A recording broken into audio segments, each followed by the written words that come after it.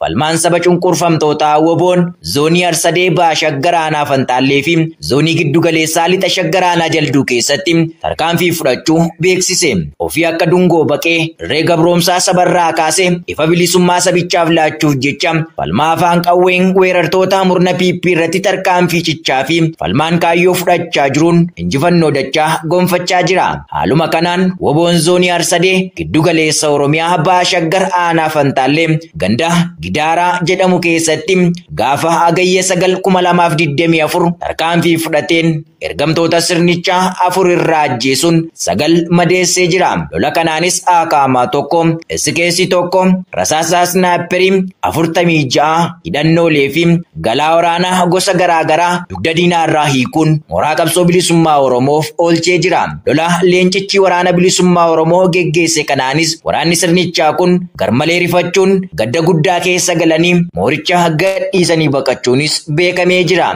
Akkasumas korommiiwwan sabaa zoonii giddu galeessaa lixa Shaggar Aanaa Jalduu ganda Kilbee keessatti Agayya 8/2024 bakka qubsuma isheetti itti dhaquun tarkaanfii fudhateen mooraa tokko keessaa ruksee baasuun 14 ajjeesuun 17 madeessee jira. Lola kanaanis sodaa guddaa keessa galtee turuu fi humna dabalataa waammachuu ishees beekamee jira. Irree gabroomsaa irree WBO'n ni kufa. Gadaan gadaa xumura gabummaati. Injifannoon uummata Oromoof.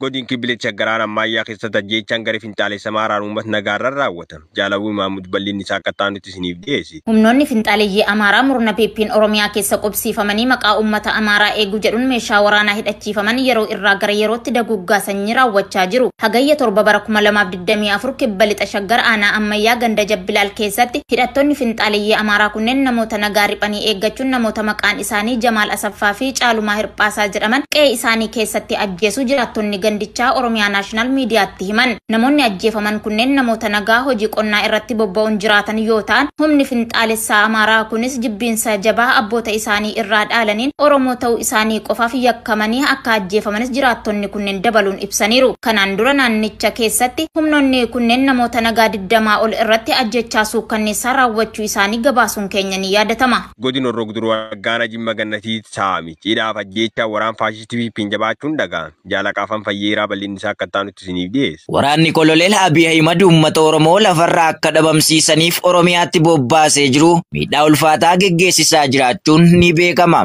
Akkuma kanaan dura gabaasaa turre miidhaa gurguddaa waraanni faashistii PP Oromoo irratti raawwachaa jiru daangaa darbee kan jiru hogguu ta'u jiraattonni godina Horroo Guduruu Wallaggaa Aanaa Jimmaa Gennatii ganda Guddattuu Gennatii Guddattuu Jimmaa Kalaallaa Diddiimtuu fi Giddaamii Damshoo keessatti maqaa isin maatii qabsaa'otaati jedhuu fi hariiroo waraana bilisummaa Oromoo qabdu jedhuun waraanni itti bobba'aa jiru miidhaa guddaa raawwachaa jira. Namoonni hirmaannaa siyaasaa irraa walaba ta'an sobaan yakkamanii qe'ee isaanii irraa qabamuun baatiilee dheeraa hidhamaa kan jiran yoo ta'u manneen hidhaa keessaa walakkeessa halkanii baafamuun ajjeefamaa kan jiran danuu akka ta'anis beekameera. Kana malees waraanni gandoota baadiyyaatti maqaa sakattaa waraana bilisummaa Oromoon bobbaafaman saamicha ulfaataa loon, harree, farda, re'ee, hoolaa fi kanneen biroo ooffachuun gara magaalaa aanaatti guuraa akka jiran jiraattonni ifoomsaniiru.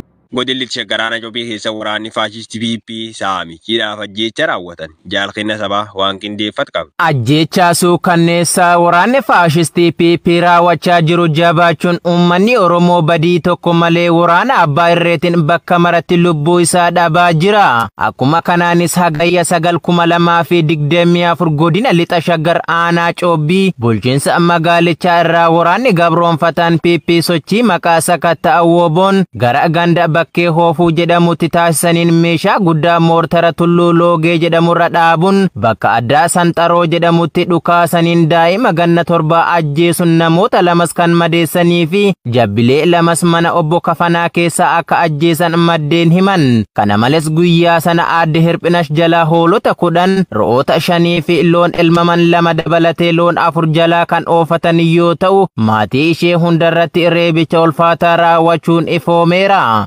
hagayya 9,2024 hanga gabaasni kun qindaa'etti hawaasa maqaa waraana bilisummaa Oromoo nyaachistuun mana barumsa ganda bakkee hoofutti guuranii jumlaan hidhaa akka turan jiraattonni ONM itti himaniiru. Waraanni PP godina Arsii martii keessan namna gaala rasaasitti roobsuun ajjeesan jaarurguufa diina bal'inni isaa akka taanutti isiniif dhiyeesse. Uummanni Oromoo qe'een isaa qe'ee gaddaa fi boo'ichaa ergatee kan bubbule ta'us yeroo ammaa daran hammaachuun namoonni nagaa siyaasa irraa bilisa ta'an dharaan yakkamuun qabeenya isaanii ala ta'uu fi ajjeechaa suukanneessaan irratti raawwatamuun sadarkaa reeffa kaafatanii hin awwaallanne irra ga'anii jiru.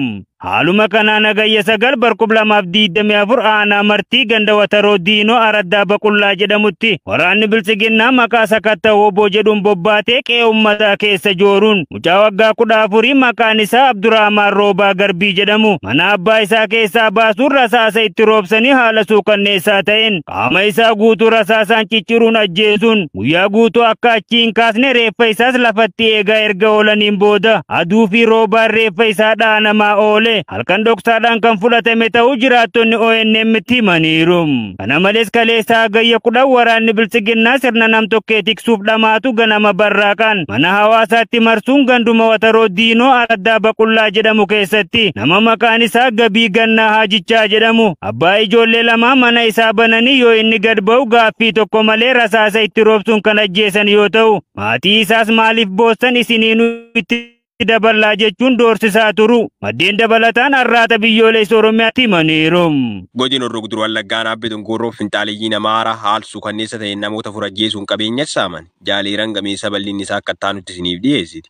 Finxaaleeyyiin Amaaraa faannoo murnoota bilisiginnaa waliin ta'uun hawaasa nagaa irratti duguugaa sanyii guyyaa guyyaan geggeessuun yakkoota gara jabinaa tilmaama hin qabne uummata nagaa irratti raawwachuu itti fufuun godina Horroo Guduruu Wallaggaa aanaa Abee Dongorootti gochaa suukanneessaa ta'e uummata Oromoo irratti raawwachuun dhaga'ame. Finxaaleeyyiin kun aanaa Abee Dongoroo maadheeffatanii hawaasa nagaa guyyaa guyyaan garmalee ajjeesuun qe'ee fi qabeenyaa isaanii irraa buqqisuun dararaa kan jiran yoo ta'u ganda gareeroo bakka addaa caruu jedhamutti uummata nagaa irratti haleellaa raawwachuun hanga ammaatti namoota maqaan isaanii ammaaf adda hin baane 4 ajjeesanii gatuu fi qabeenya uummata gandichaa guutummaatti jalaa saamuu namoonni itti dhiyeenyaan beekan ni dubbatu. Aanichatti humnoonni kunneen irra deddeebiin gochoota suukanneessoo hedduu fi qabeenya hawaasaa irratti saamichaaf mancaatii hamaa ta'e raawwachuun jiraattonni aanaa Abee Dongoroo yeroo ammaa yaaddoo hamaa keessa kan jiranii fi qaamni isaaniif birmatus ta'e lubbuu isaanii oolchuu kan hin jirre ta'uu jiraattonni kun itti dabaluun har'aata biyyoolessa Oromiyaatti himaniiru. Kutaa bulchiinsa magaala Shaggar Sitii magaala Lagxaafuu Lagdaadhiitti ergamtoonni bilisiginnaa hawaasa irra reebicha raawwatan